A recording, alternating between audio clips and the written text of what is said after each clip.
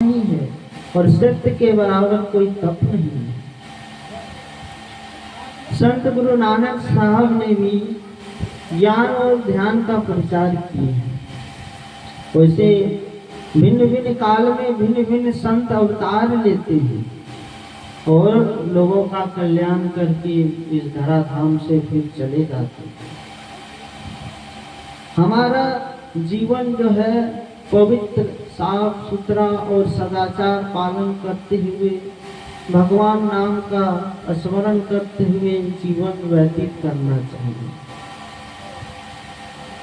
हम लोगों पर सद्गुरु महाराज की बड़ी कृपा है, जिन्होंने यह ध्यान और सत्संग हम लोग को बताए हैं और उस मार्ग को हमें खोजना नहीं पड़ा है, स्वतः ही गुरु महाराज की कृपा से हम लोग को प्राप्त हुए हैं। तो उस पर चलना हमारा कर्तव्य है और ईश्वर पर दृढ़ विश्वास होना चाहिए, श्रद्धा और विश्वास होना चाहिए ईश्वर के प्रति। तब जो है हमारा भक्ति पूर्ण होगा। यदि दिल में विश्वास ही नहीं हो तो भक्ति कैसे होगी? इसीलिए दिल में विश्वास होना चाहिए। और संतमत सत्संग में हमें बड़े वृद्धों की सेवा करने का ज्ञान देते हैं। माता पिता जो है प्रथम गुरु है, इसलिए हमें माता और पिता की जो है सेवा करनी चाहिए। क्योंकि जब बालक जन्म लेता है तो माता पिता कितने लाड़ प्यार से उसे पालते पोसते हैं और बड़ा करते हैं। और एक दिन जब माता पिता वृद्ध हो जाते हैं तो उसे सेवा नहीं करते हैं। ये ठीक बात नहीं है, क्योंकि माता आपने तो भगवान को नहीं देखा है, लेकिन माता पिता ही जो है आपके भगवान हैं, जिन्होंने जीवन भर आपको शिक्षा दिया, पालन पोषण किया और इतना बड़ा किया है। इसीलिए हमें अपने माता पिता की सेवा अवश्य करना चाहिए। कहते हैं माता पिता और गुरु ये पृथ्वी के साक्षात देवता। भगवान श्री कृष्ण इस धराधाम पर आए, उन्होंने भी माता पिता का आदर किया और गुरु का सम्मान किया और गुरु धारण किए हैं। भगवान राम आए, उन्होंने भी जो है गुरु धारण किए हैं। गुरु कौन हुए? वशिष्ठ मुनि और विश्वामित्र, श्री राम भगवान के गुरु। उन्होंने भी शिक्षा प्राप्त की और गुरुकुल में रहे। अभी के समय तो विद्यालय कॉलेज हो गए हैं, लेकिन उस समय जो है गुरुकुल हुआ करते थे और 25 वर्ष तक विद्यार्थी ब्रह्मचर्य का पालन कर शिक्षा को ग्रहण करते थे। और विद्यार्थी ब्रह्मचर्य पालन करते थे तो उसकी मेधा शक्ति इतनी मजबूत होती थी कि जो पढ़ते थे उसे याद होता था। हमारा समाज जो है दिन ब दिन ह्रास की ओर जा रहा है, क्योंकि उन्हें संतों का ज्ञान तो मिलता है लेकिन उस पर चलते नहीं है, उस पर अमल नहीं करते। भगवान श्री कृष्ण इस धरती धाम में जब आए तो देवकी और वासुदेव ने बहुत तप किए थे। तो भगवान जो है उन्हें वरदान दिए थे कि आपका पुत्र मैं होकर जन्म लूंगा। तो जब देवकी का विवाह होने लगा तो कंस जो है अपने परिजनों को और प्रजाजनों को सांत्वना देने के लिए देवकी को कहा कि बहन मैं आपको विदाई करूंगा, और वह कंस जो है देवकी को बिठाकर ले जाने लगा, देवकी और वसुदेव को। तो रास्ते में आकाशवाणी हुई, अरे मूर्ख कंस, तुझ जिस देवकी बहन को ले जा रहे हो वही अष्टम गर्भ तेरा काल होगा।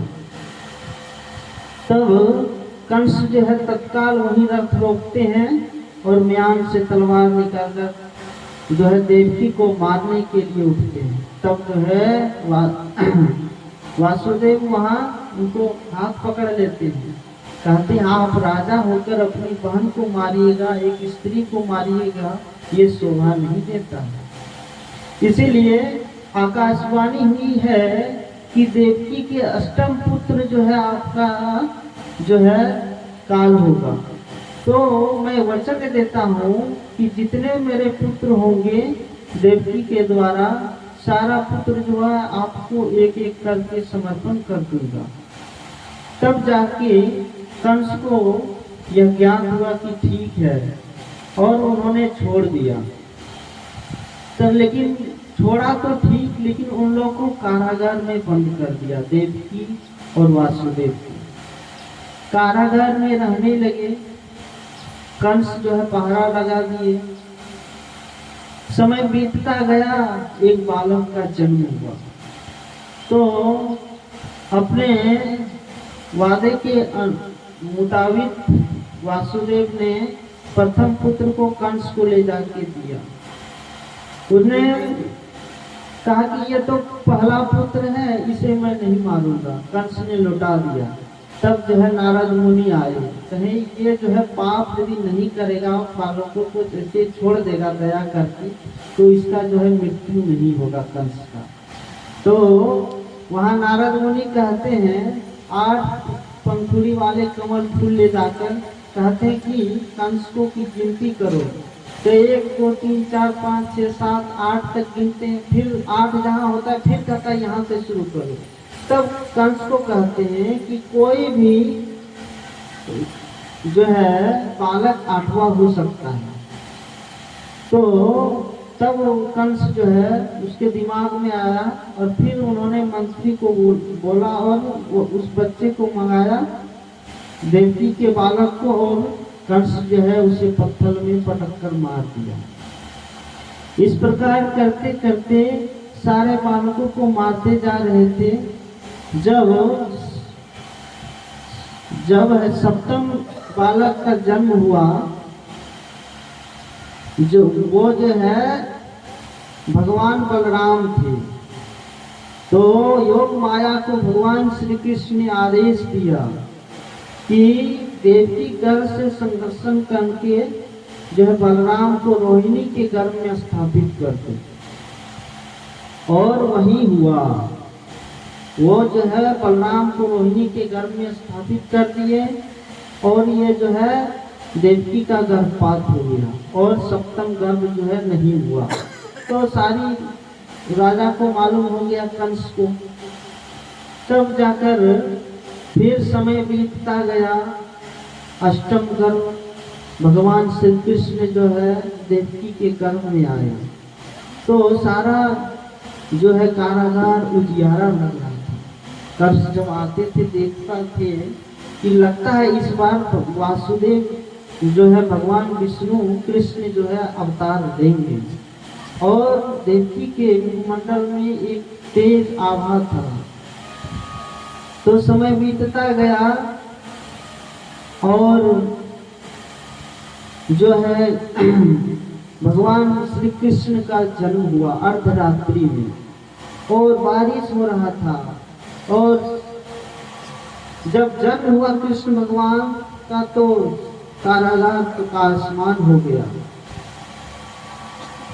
तब भगवान ने वासुदेव से पहले ही स्वप्न में उन्हें कह दिया था, भगवान ने की प्रेरणा मिली थी कि जब मैं जन्म धारण करूंगा तो मुझे ले जाकर नंद बाबा के यहाँ रख देना, और वहाँ जो बालिका का जन्म हुआ है उसे ले आना। तो जब अर्धरात्रि में भगवान श्री कृष्ण का जन्म होता है, तो भगवान से प्रार्थना करते हैं वासुदेव जी, कहते हैं भगवान मेरे हाथ पैर में तो बेड़ियां कड़ी लगी है, मैं कैसे जाऊंगा। तो भगवान कहते हैं मेरी माया से तुम्हें मुक्ति मिल जाएगा, यानी हाथ पैर के कड़ी जो है खुल जाएंगे। और वही हुआ, वासुदेव जो है के हाथ पैर के कड़ी खुल गए। भगवान श्री कृष्ण को डलिया में लेते हैं और यमुना के पार करने लगते हैं। तो मंद मंद बारिश होने लगती है। मंद मंद बारिश होने लगती है तो वहाँ जो है यमुना माता कहती है कि मैं कृष्ण के चरण छुए बिना कृष्ण भगवान को जाने नहीं दूंगी। तो धीरे धीरे यमुना का पानी बढ़ने लगता है भगवान श्री कृष्ण के चरण को पखारने के लिए। तो भगवान ने धीरे से अपने चरण को डलिए से बाहर करते हैं और जैसे ही यमुना के पानी से स्पर्श होता है तो वह पानी धीरे धीरे कम हो जाता है। और वहाँ वासुदेव जो है जाकर अर्धरात्रि में देखते हैं नंद बाबा के घर के दरवाजे खुले थे, सारे लोग सोए थे और मंद मंद बारिश हो रही थी और लोग जो बाहर सोते थे तो वो सब कुछ है अंदर सोए हुए थे बारिश के कारण। तब जो है वहाँ देखते हैं यशोदा माँ के नजदीक जो है उस कन्या का जन्म हुआ था। तो लोग सब सोए हुए थे और उनको भी पता नहीं था यशोदा को कि कब जन्म हुआ और क्या हुआ भगवान की माया से। तो उस कन्या को उठाकर वासुदेव जी ले आते हैं और उस बालक कृष्ण को यशोदा के नजदीक सुलाकर चले आते हैं। तो होता क्या है जब यहाँ कारागार में आते हैं तो फिर जो है कड़ी बेड़ी सब लग जाते हैं और वह जो लड़की थी बालिका थी वह रोने लगती है। तो रोते ही सारे पहरेदार जग जाते हैं। कंस को सूचना मिलती है कि एक जो है बालक या बालिका ने जन्म ले चुका है।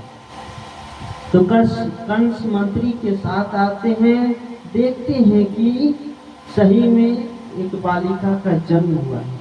कहा भगवान को झूठे नहीं बोल सकते, बालक का जन्म होना था, कृष्ण भगवान का जन्म होना था, यहाँ बालिका का जन्म कैसे हो गया।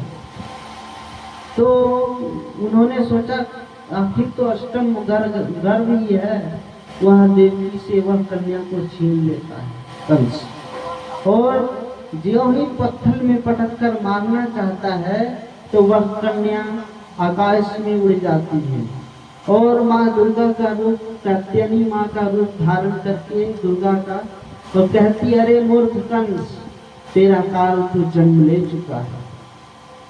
और वहाँ दुर्गा माँ वहाँ से विलुप्त हो जाती है। कंस जो है बौखला जाता है और इधर जो है यशोदा और नंद बाबा जब सवेरे वो जगते हैं तो देखते हैं नन्हा सा बालक है। तो और सुनंदा जब आती है तो देखती है कि भाभी ने तो एक सावला सलोना बालक को जन्म दिया है। तो उठाते हैं, कहते हैं कि उठो देखो कैसा बालक ने जन्म दिया है। सुनंदा को खुशी के मारे अपने नंद बाबा के यहाँ जाते हैं, कहते हो गए बोला क्या हो गए, यशोदा के लाल हो गए। तो वहाँ जो है तो खुशी के मारे जो है नंद बाबा से कहते हैं कि हमें उपहार दीजिए। सुनंदा कहती है तो कहा ले जाओ। तो नंद बाबा कहते हैं लो तिजोरी की चाबी, जो चाहो सो ले जाओ।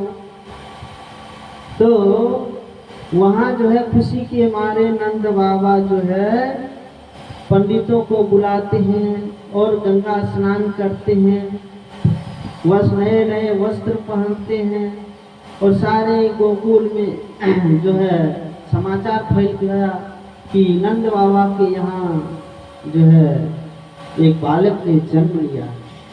तो सभी पंडित जो है स्वास्तिक वाचन करने लगे तो खुशी का माहौल छा गया। पंडित भी अपने स्वास्तिक वाचन करने लगे और नंद बाबा जो है कपड़े पहनकर बैठ गए, यशोदा भी बैठ गई बालक को लेकर और पंडितों का पूजन यजन हुआ। और फिर सभी पंडित लोग को दान दक्षिणा देकर विदा किए हैं।